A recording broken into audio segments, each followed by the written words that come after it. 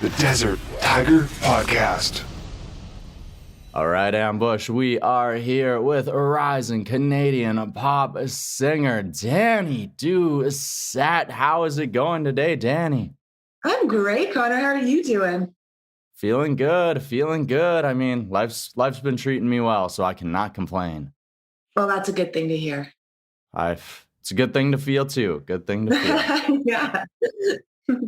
All right, so you've been progressing here into this musical journey, taking some pretty big steps, and I want to jump into that here today with you. So, I'd love to lay a little bit of a foundation for the listener first before we jump into this, because your first official single released in 2020 there, but you've actually been releasing music through SoundCloud for about a decade now.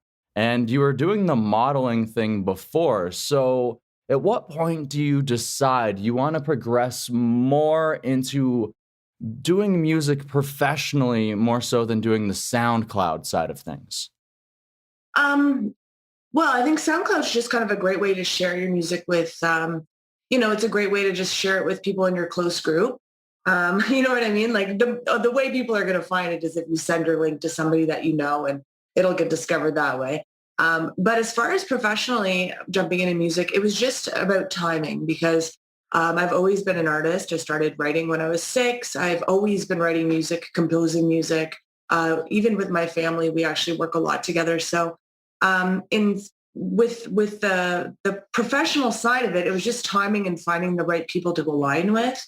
And then also feeling comfortable with the product I was putting out. So it's just, showing a different part of me in the time that it was meant to happen, I guess you could say. Ah, okay. So it was more so you wanted to be able to make sure that you were crafting everything properly, that you were in the right rooms, making sure that everything got the shine, the build that it deserved.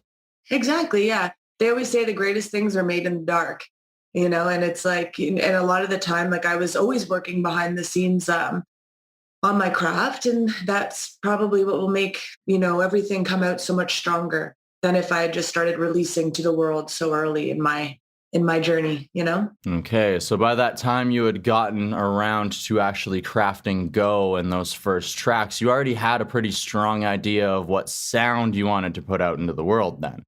Mm-hmm. Yeah, I mean, it's ever changing still, I guess, a little bit. I think my roots are definitely in like R&B music. I grew up listening to singers like Alicia Keys, and I love Amanda Marshall. She's got that very soulful kind of voice. So definitely like those are just, I figured it out, but it still changes. Like I love to dive into EDM sometimes. I love to have fun with music. I think music is supposed to be fun, but as far as like the set course, I'm more in that R&B pop vein, I guess. Okay, so you have that base, but you're willing to explore from there because life is not just one general specific thing. You're not just doing one thing the whole time. So definitely taking that opportunity to do a little bit more. Definitely. And you know what? I think another interesting kind of thing, some self-discovery, I've figured this out along the way in the last little bit, is with modeling, since I started that young, and it's funny because that gets brought up, but when you look at any large brand like Nicki Minaj, Katy Perry, they all do that. Like, modeling is just the word for branding, basically, because you're it's just another thing that you need if you're going to pursue music in a professional sense. But while modeling, I was always a chameleon. So I always had to like take on the persona of the clothes I was wearing or the situation I was in. And much like when I'm making music, I almost have that ability to switch, into those kind of moods. You know what I mean? So it's cool. There's things that I took from that and definitely apply to my music now. Okay, so sort of going the opposite way there, you say, where from you have other artists where in their music videos on the red carpet at the award shows, they're definitely stepping inside of that high fashion world, whereas you're going the other way from high fashion into creating and crafting your own music and bringing your own style with it. Yeah, very true. That's exactly right. Awesome. All right. So now that we've laid that foundation, I want to dive into that first single, Go. So, what was it finally like after years of doing the SoundCloud thing and otherwise, but to finally see your name on Spotify, Apple Music, inside of playlists, even? What was that like to finally have that out there? It's really like liberating, I guess, in a way, because I actually wanted to lead with that single as well, because it was really about like this something that had happened, and I wrote that song in a cab. So when I got to the studio, I laid it down and we didn't touch it afterwards. And I'm like, you know what? I want the first representation of like what my sound is going to be like, to go out and feel raw and feel vulnerable and have a message. So when I put Go out, it's exactly what it did. And it was really like, it was a really great feeling to be like, oh, here we go. Now we're playing ball, you know? So definitely was a cool feeling to see that happen, and people support it and enjoy it. You know, that was really fun. And then after that, performing it, which was even better. Yes, performance is also a big aspect of live music. Was that something that you had done a lot of before, that live entertainment side of things? Yeah, I actually started performing live when I was 13. My uncle had a corporate band. So we used to do like a lot of corporate functions and weddings and New Year's Eve parties and stuff like that. And then over the last couple of years, I was female lead in the Mark Joseph Band, which is a local, very well known party corporate band as well. So doing a lot of the parties for like Mercedes or festivals even. So yeah, it was great and great experience to really learn how to work a stage. You know. I was actually just about to mention the exact same thing. Is even though you're a party band, it's still good because you got to have that. You're trying to bring energy to the stage because it's a bot function. So you want to be able to make sure that you're bringing the energy so that the people want to get involved with things too. So it's a lot of learning there for sure. Definitely. And it's, yeah, you got to bring the party. You got to bring the energy. Absolutely. Know how to get the people off of their feet. So it's awesome that you got to move from those party day scenes into partying with your own music there. Yeah, most definitely. I have the most fun when I'm on stage. That's for sure. Okay. All right. So we talked about Go there. Now I want to dive into a little bit of a different style of a single, not just energy and lyrically wise, but otherwise. And that is your latest track here with Craved. Definitely has a little bit more of that party energy to it here. So take us behind Crave. How did it come together? What does it mean to you? Yeah, Craved, honestly. So I do love to write dance music. Like I love high energy music. It's what I listen to. I feel like it best depicts me. I really love the energy. And when I wrote Craved, it was just about like that curiosity of somebody. I've worked in I've bartended multiple times. As an artist, you have to do something else sometimes. And and and when I was always like, bartending, I would be writing music behind the bar and just kind of like writing notes or maybe a catchphrase or something that I'd, thought of in the moment of watching somebody's conversation. And Craved is just about that. It's like about the curiosity of like looking at that person and being like, oh, like there's something about you. I'm not sure if it's good for me or not, but I'm really interested in figuring that out. So I wanted to make a fun song that had that message, I guess. I love that for sure because it's exactly that energy is it's well, there's only one way to find out. So Exactly. We're going into it. And the song's like nonstop, like it just keeps bopping. There's never a moment where it's like, dull down at all. It's fun, it's energetic. And No, and I really love the chorus where it sort of like picks up too and it almost like lifts a level, whereas like the verses, you've sort of got like that low vocal style, and then it just lifts up into just like almost as if that energy is overtaking you of like that crave, right?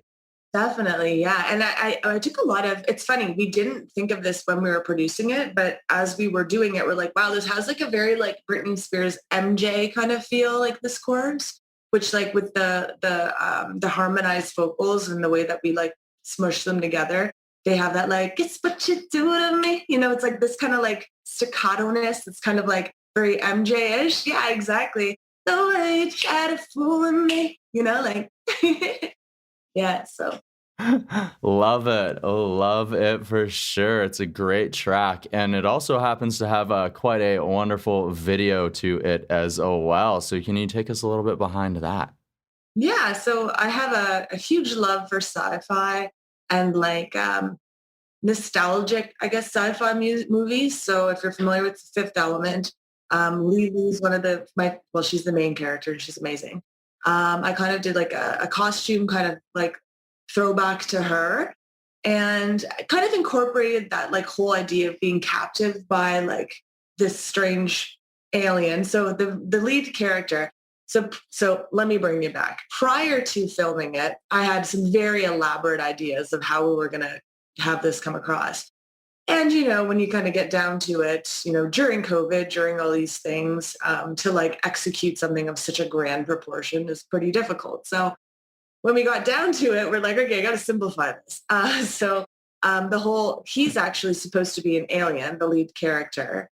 And in the scenes where I'm in the cage, it's as though I'm performing from his captivity.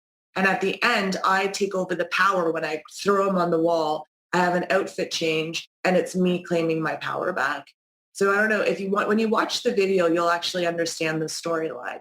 But yeah, no, I had a lot of fun, throwing in some like alien stuff in there. And that's what made it fun for me, definitely the plan.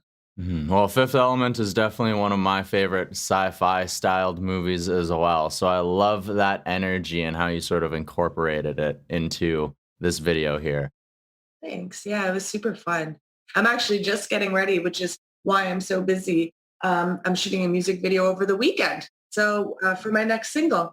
So we're just like literally getting everything ready right now. Oh, so you're still got things going on the move. So what does the future hold here? You said there's a new single potentially coming. What secrets can you let us know? Sure. Yeah, we have a new song. It's called DITW, and that's abbreviated for Dead in the Water. It's a really cool upbeat track. I'm shooting at a private island. We're taking a boat out. It's boat access only. And we're up there all weekend shooting that. So it's releasing July 7th, and then the video will be 2 weeks after. So Oh, dang. So nice and close too then. Ooh. yeah, I know. Yeah, we like to take chances. Okay, and that's pretty exciting too. Going to an island you can only reach by boat. So I'm kind of excited to see what sort of things you're going to be able to capture here on this island. Yeah. The storyline's pretty neat. It's going to be very much like Groundhog Day. So I'm in a dream. I get thrown upon shore and I keep trying to get off this island. But every time I try to leave, it goes back to the beginning where I get thrown on shore. And then at the end, it'll be a big surprise, but it's a very metaphorical video is what we're doing. All right. Well, the listener is definitely going to have to keep their eyes open for that. Subscribe to your YouTube, follow you on social media so that they can know exactly when that drops. Yeah, exactly. Yeah, DaniDoucetteMusic.com. All of my links are there. So that's always an easy way to find me. All right, Dani. And I have had a blast chatting so far. I have one last question. Are you ready for it? My pleasure, yeah. All right, Dani. So we have talked about this growth into your music from your modeling career, making more of a career, more of an effort of this musical journey. So through this growth, through building these tracks and releasing yourself to the world, how has this process helped you grow as a human being, or what has it taught you about yourself?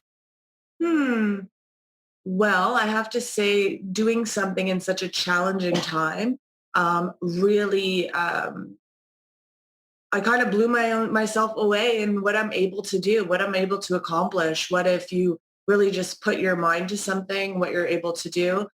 Also, I go for walks at night quite often, and I just kind of look up and just talk about how grateful I am for everyone in my life. Because during this time, also having the support and people that are also there has been an amazing gift, and just I feel very grateful for that. So, yeah, I've just been really excited. I've really focused on this, and this is the only thing that I want to do. So coming out of all of this strangeness, this is the set course from here on out. So I'm just really excited to keep the music coming, keep it. I'm working with so many different producers right now. So I'll be releasing single after single and an EP in the next couple months. So I'm really just grateful for all the people in my corner, for all the people that listen, watch these podcasts and interviews. And yeah, I couldn't say anything more. I'm in a good place. Well, it takes a village. Huh? How about you? How about me? How do you mean? I mean, how do you feel coming out of all of this? A lot of the same, where it helped me realize how much I actually could accomplish. Because before the pandemic, I was releasing one interview a week, maybe like on a consistent schedule, whereas a year later, I'm releasing 3 episodes a week. I'm doing video now. I've realized just how much more I can do with this, and then just as well with like other aspects of my journey as well, whether it's my own music, whether it's my wrestling career, whatever it is. It's really given me a focus. Yeah, I love that. I had no idea you were a wrestler, so that's neat. Well, I'm a referee who's training as a professional wrestler, so working there. Cool. Well, that's really neat. All right, and it has been a very neat conversation here. Dani, I want to thank you for joining us here today on the Desert Tiger Podcast.